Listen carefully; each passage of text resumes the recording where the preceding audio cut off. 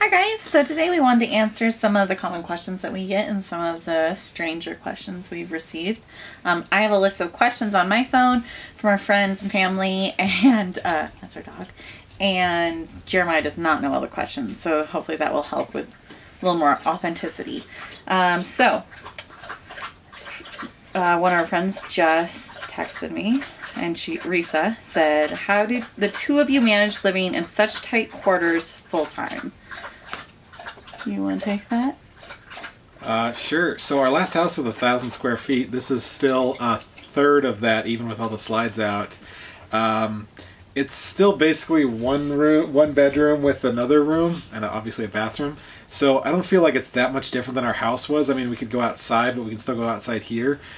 So the spaces we used to have that were our own, like my office is just a smaller office, but at the same time, it's still a computer with 2 monitors. Come here, Brian. So it doesn't really feel that much different to me. It doesn't feel that much. It doesn't feel any different to me at all. We work together full time. We live together. We did everything together.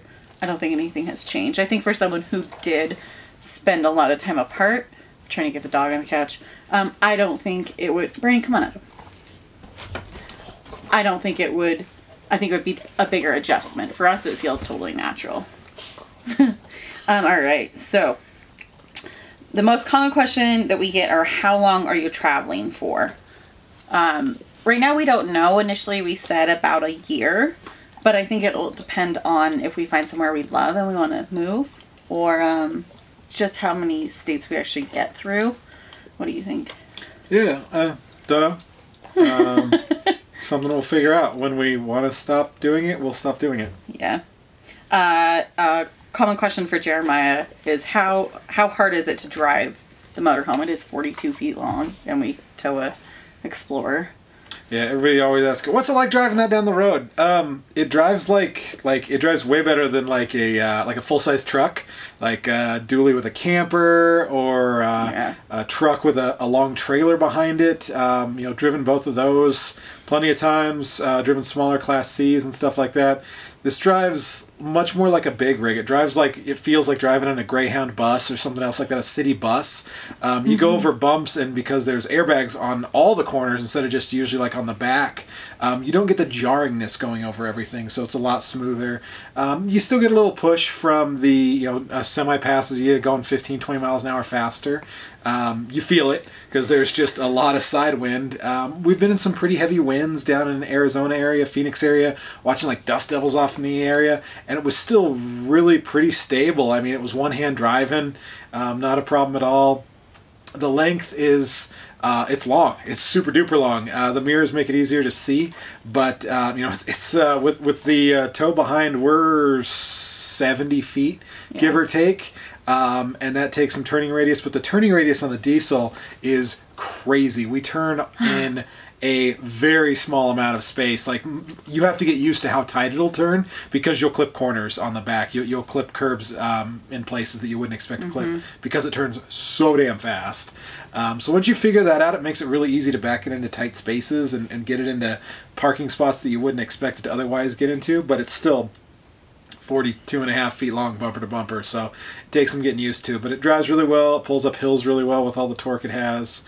No overheat problems or anything like that. We've scaled it and we're like 39,000 pounds without the tow behind it, so we're heavy. We're 20 tons. With the car behind it, we're 22 tons. But it really just drives down the road, no problem. Set the cruise and eat the miles up. All right, so my mom was curious what we would or wouldn't do again. I think she means getting ready, and then this past month. What would you do differently, or what would you not do if you had the information you have today? I don't have a good answer for that. You go first so I can think about it. I haven't thought about it. You're surprising me on this one. You knew the questions already. I didn't think about them. I would not have stayed in that Phoenix RV park. Yeah, that Phoenix RV park is I would crappy. have sought out a place further outside of the city. I think that's true for a lot of places that we are looking at in the future. Is I would rather be further out of the city and stay in a nicer area that's either cheaper or has more amenities, like more hiking trails.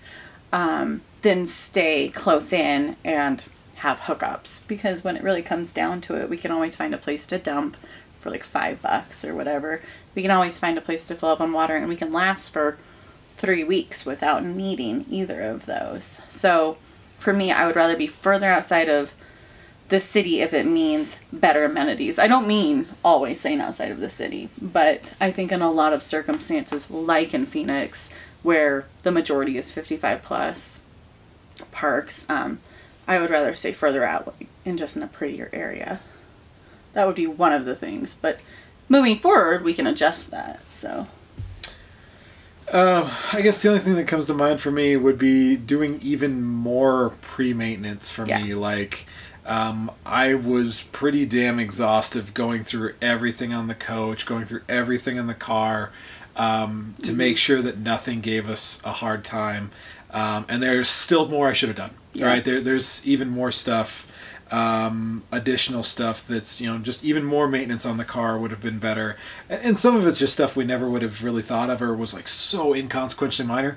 But it's very, very difficult to work on anything or get anything worked on while you're on the road. So like, take care of as much of it, as exhausted as you can possibly be. And that's coming from a guy that's really, really exhaustive about most of our maintenance. I would have done more. Just so it's so much easier when you can Amazon it to your house, or Amazon it to a friend, or have a shop do it while you still have a house to sleep in. When it's your house, it's really hard to sleep in it while somebody's working on it. Yeah.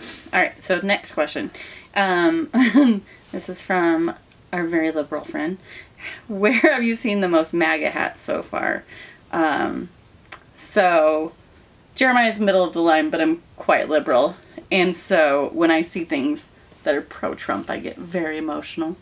We haven't seen a lot of MAGA hats, though. Make America Great Again hats. But we did see a Trump store, which She's not paying attention. They're all over the place.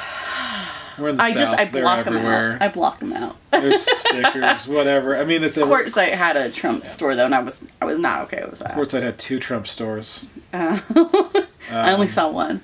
Yeah, I didn't tell you about the other one because I knew how great you would have been about it. Okay, so that was just a silly question. How do we determine our route and our destinations? That was from Alyssa.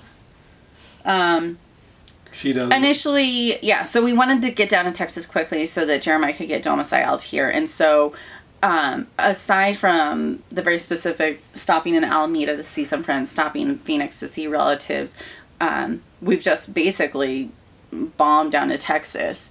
After this, I think we'll take more time just kind of seeing more spaces, because right now we go 2.5, 3 hours, and I would like to spend, an hour driving so that we could see something different and stay there for a week or two.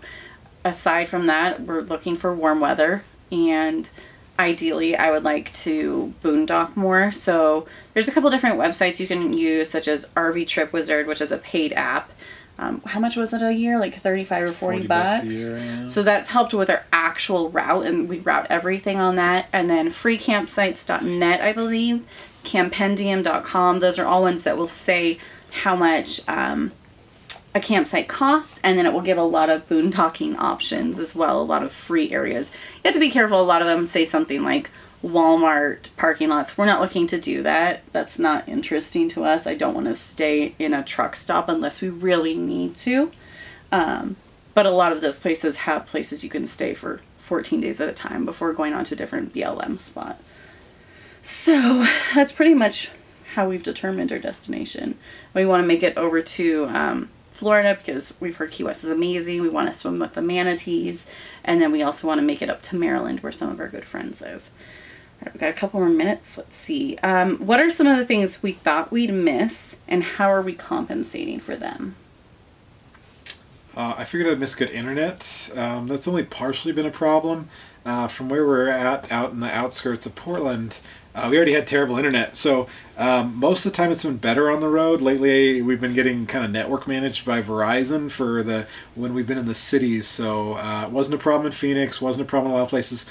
In Benson and here in El Paso, like, it's so bad I'm switching to the park Wi-Fi. It's really, really bad. Mm-hmm. Or I'm popping my Project FI sim in instead of it. So it's definitely hit or miss trying to figure that out without spending a gargantuan amount of money. But it's, for the most part, been better. That was the one I missed. And then, of course, shipping. We've talked about that before. It's a pain in the butt. The post office sucks. Shipping anything, they say it's going to be 2 days, it's 4. They say it's going to be there on Friday, it's Tuesday. Then you're getting, cancel notices and then forward shipment notices afterwards. So it's really, really unreliable. But unfortunately, when it comes to general delivery and getting things shipped anywhere, USPS is about it. And it's just really proven to be really clunky with just all how much of a habit we were with Amazon. So those have been the 2 areas that have definitely probably bothered me the most. Yeah. I mean, the things that you've missed and how we've compensated. For me, I knew I was going to miss baths. I really like taking long baths with lots of Lush bath bombs. 45 minutes every night. It was insane. The water heater never stopped. Or I liked really long showers. I haven't found a way to compensate for those things, but I haven't missed them. She can take a really long shower. We're literally hooked up right now and she still won't. It's weird. I just don't feel the need to. It's a different environment and I don't really care anymore about that. Other things I miss or I thought I'd miss. Go ahead. It was nice letting Bernie out in the backyard, not having to worry about her. Yeah. I get a lot more exercise now taking her out. I get a lot less. Likes that more often, but it was nice just to be like, go outside for a little bit, and then I'll come out and meet you, or I'll go in the shop, or I'll mow the lawn. It was a little bit more freedom there, but it's been a nice trade-off to just spend more time with her. I do miss the yard, but it's not like I would be spending any time outside in the yard right now anyways. No. It's disgusting. It's cold and rainy in Portland. So I think mentally I miss having the garden to think about. But there's no way I'd be out in the garden. What else do I miss? I don't think I really miss. I miss my shop. Yeah. I miss being able to work on stuff. It still kills me to pay somebody to work on stuff when I'm like, I have those tools. I don't have a place to work on them. I've snuck most of the generator maintenance by at different BLM sites we've stayed at. But it's just little knick-knacky stuff like that I'm like, I'd do it myself, but instead I pay somebody to do it. Yeah. And then our final question, what's the most unexpected thing about living in an RV? I would say, at least for this week, or for this month, the most unexpected thing has been, and this goes back to something you've already mentioned, the amount of maintenance that goes along with an RV. Our house, we drive our house around. Things break constantly. Yesterday, Jeremiah was at the DMV, and I pulled a drawer out, and it just split the wood. So that's not something that would have happened in our regular kitchen. The sink started leaking. And Jeremiah equates it to, we bought a fixer-upper.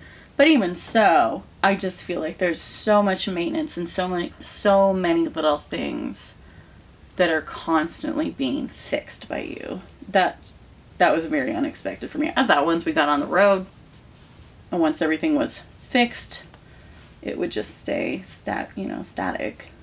I equate it more to like buying a house when you move in. There's a lot of knick-knacky stuff you gotta sort out to make your own. I mean, a leaky faucet, the ice maker stopped working. That was a new part. That's a 10-year-old fridge. Just little knick-knacky stuff like that. But yeah, I mean, I guess I expected it.